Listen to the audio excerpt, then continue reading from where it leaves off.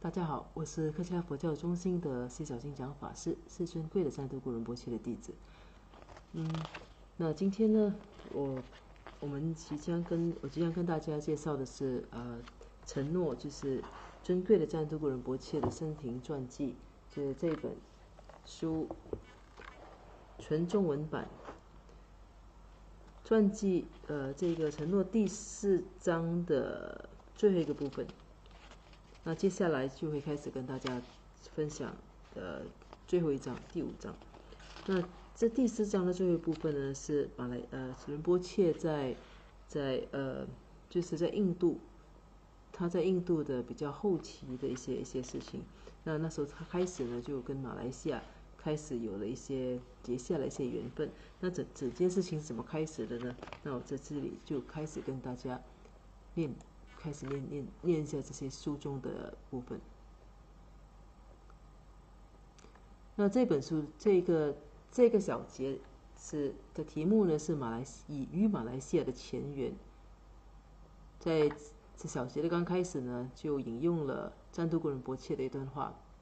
我曾经遇见无数的大师，他们都有慈悲的心肠，也给了我数不清的宝贵教诲。其中在我心中留下不可磨灭印象的是宋仁波切，他是我佛法事业的原动力。因此我常鼓励大家要全然的依止上师。那仁波切其实时时刻刻他都会把自己的上师、根本上师，尤其是根本上师宋仁波切常常挂在嘴边。那因为基本上他之所以会那么坚持的去弘扬佛法，这么就历经了这么多辛苦，要面对这么多障碍和困难，来到马来西亚之后，他成立佛教中心当中遇到非常多的阻碍。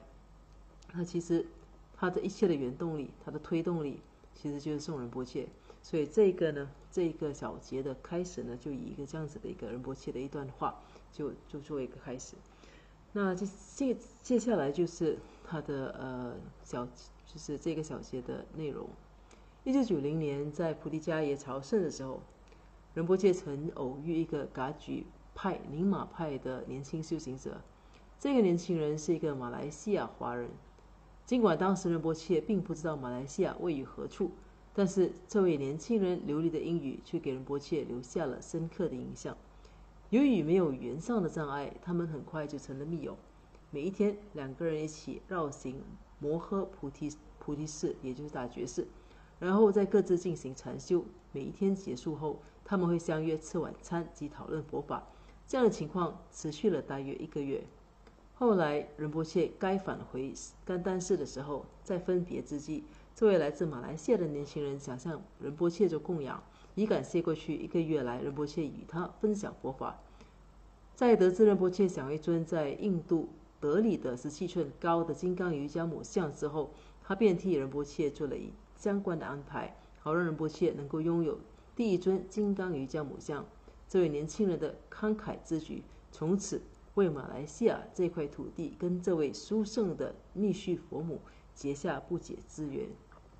那这里给大家看一下这就是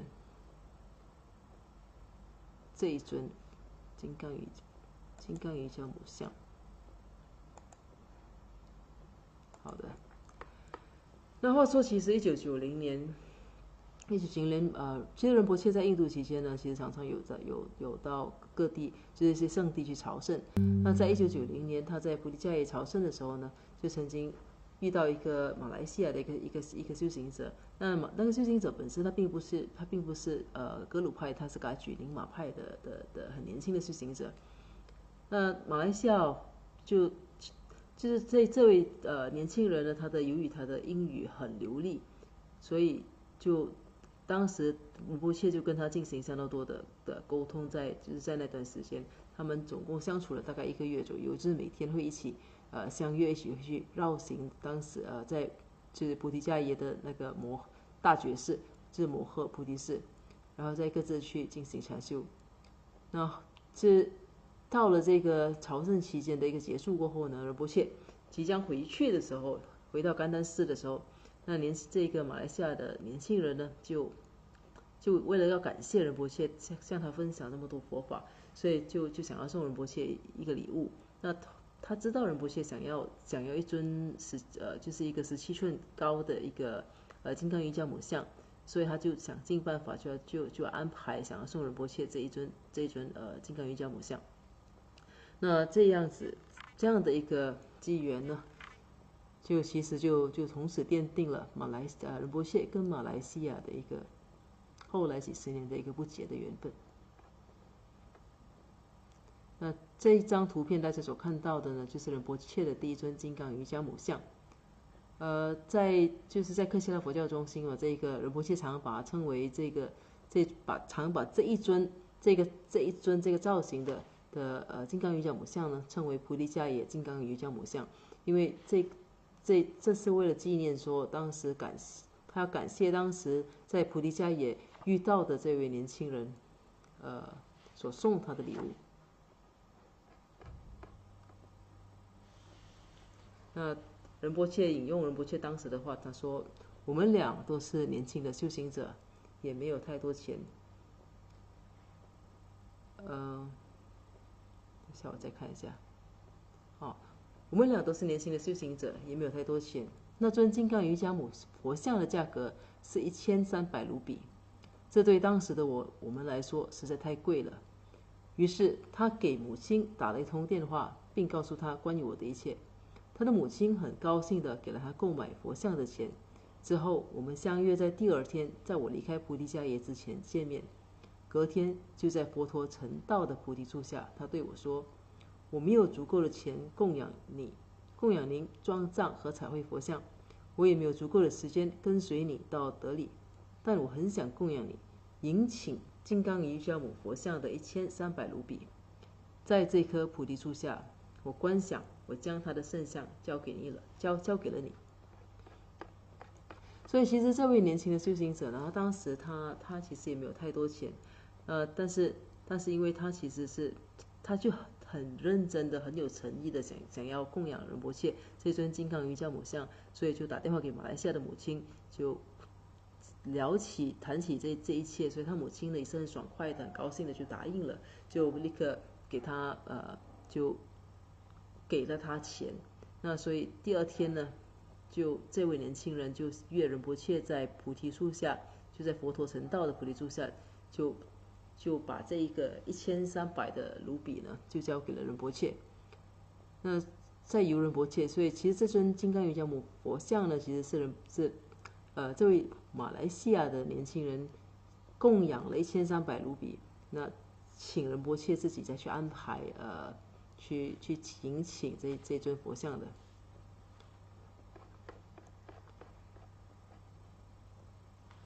那仁波切说：“这就是我迎请我第一尊金刚瑜伽母像的经历，这一切都要谢谢那位年轻慷慨的马来西亚男生。”那这是最初结下的第一个缘分。那后来呢，故事延续到后来，其实就是他的仁波切最后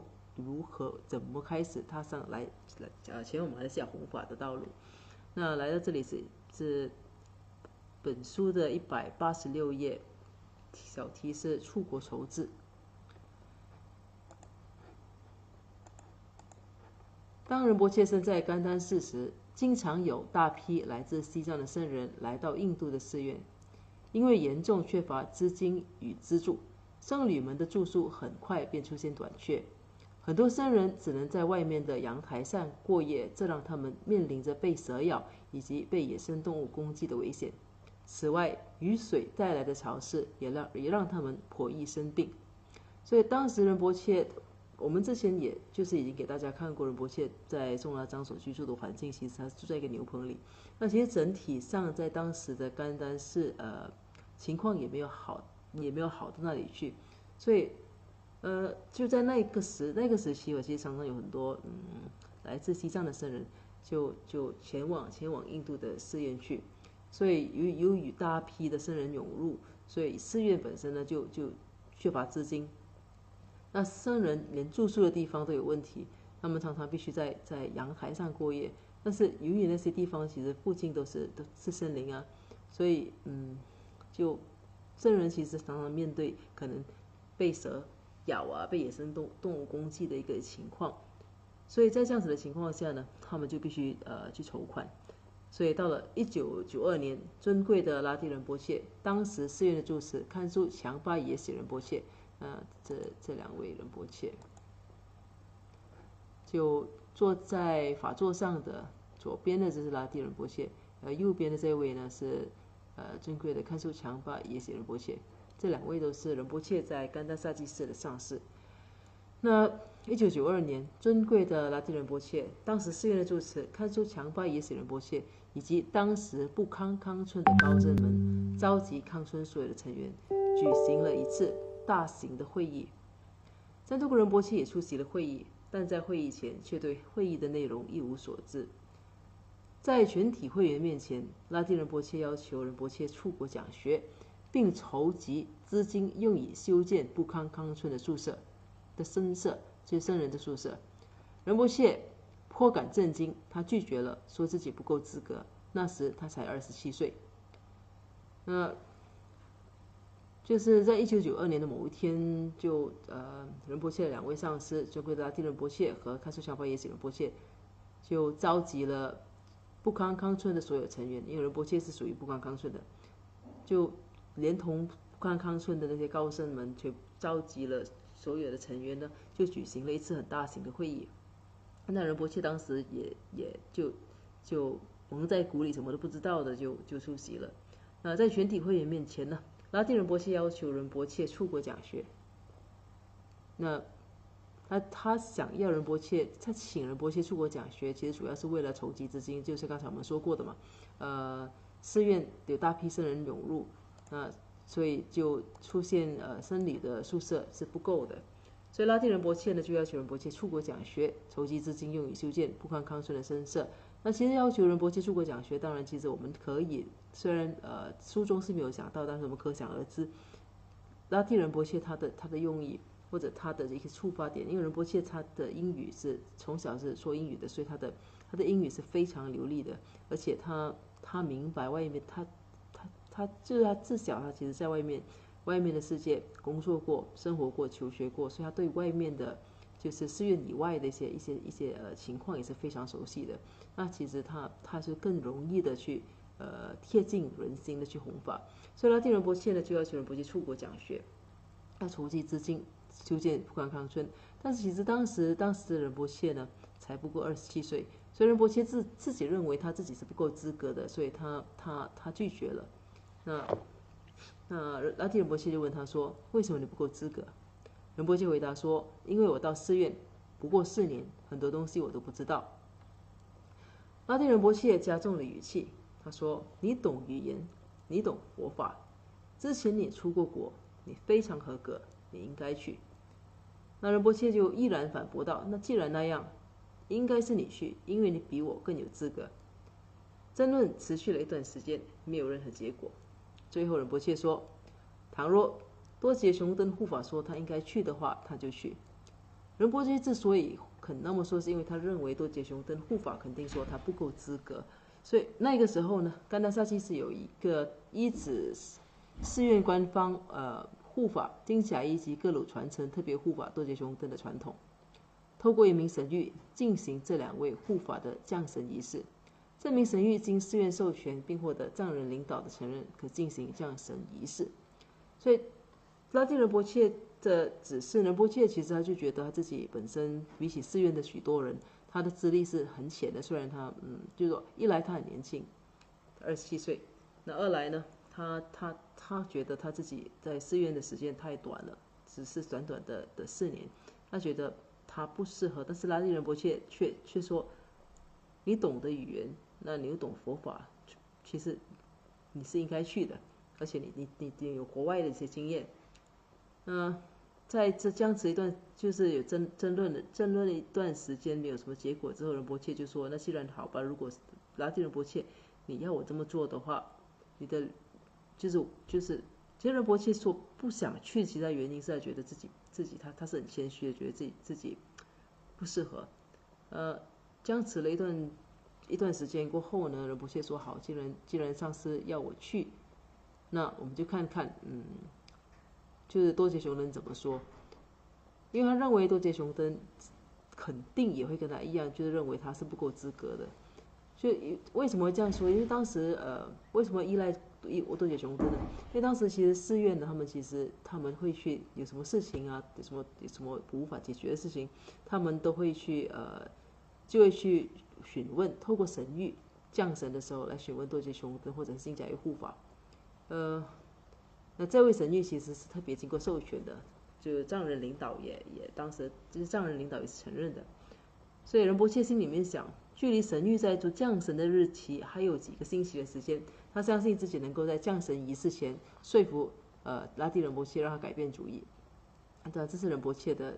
算盘，他认为其实因为其实降神他们是每隔一段时间，这大家知道的，就并不是说任何时候想随便便的想要降神就降神，那是有寺院里面是有一些比较固定的时间段的，让仁波切知道，其实真正距离降神的时间呢，其实还相当远。然后就认为他有信心可以说服拉蒂仁波切，让拉蒂仁波切也接受他的说法，说是他是不够资格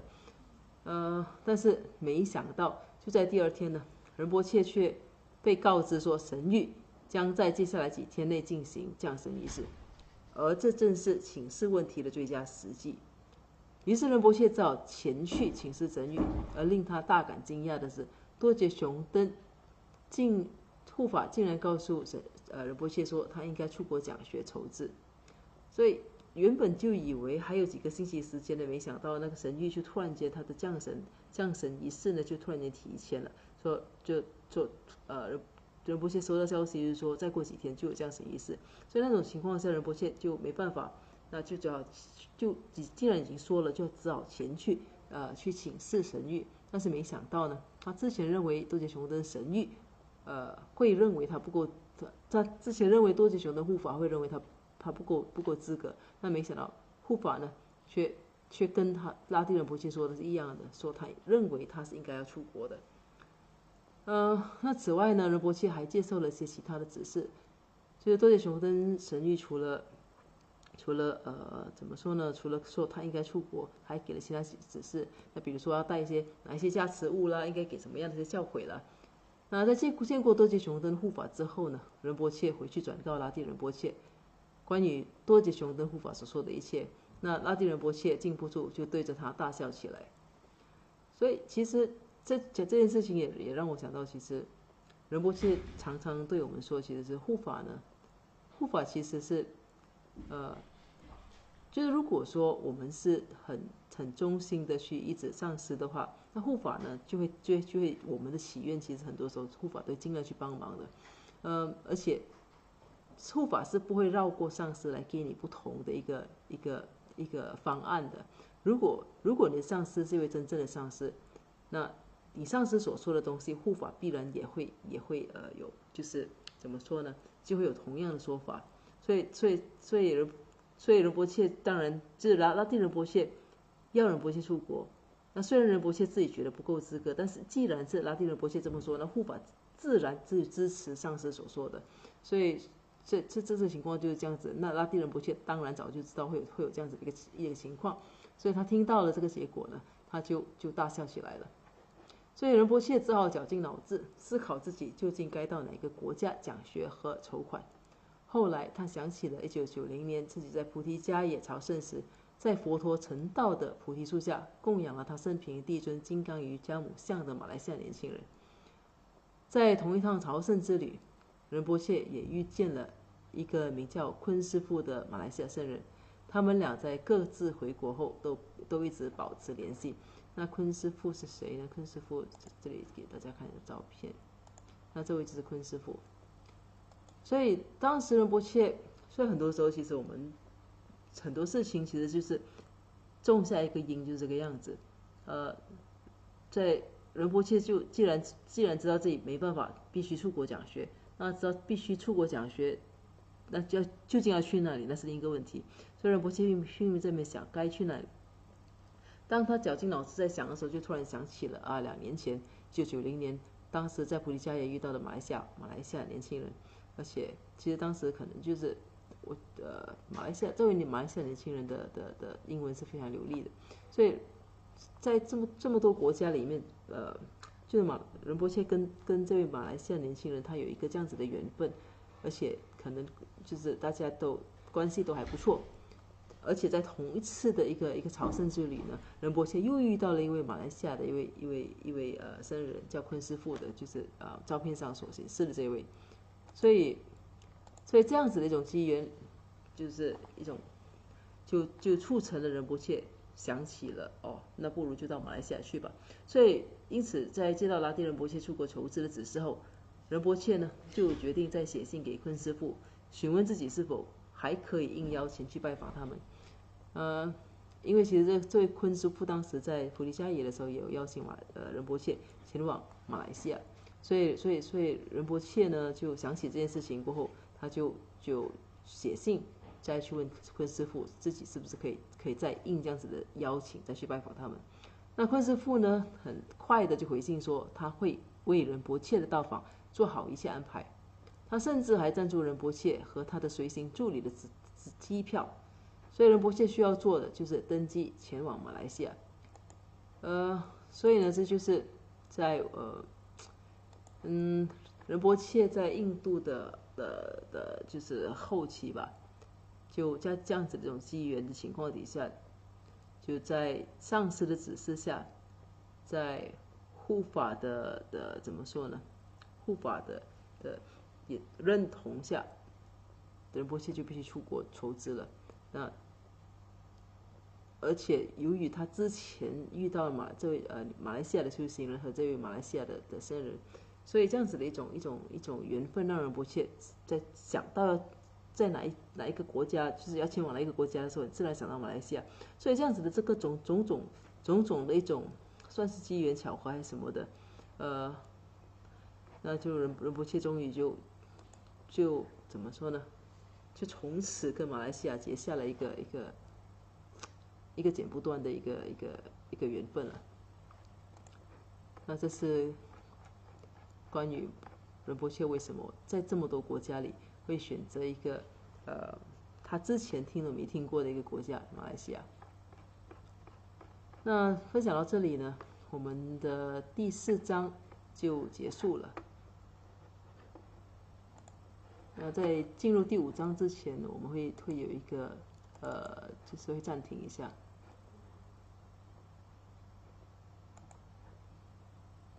大家有什么问题吗？我看一看。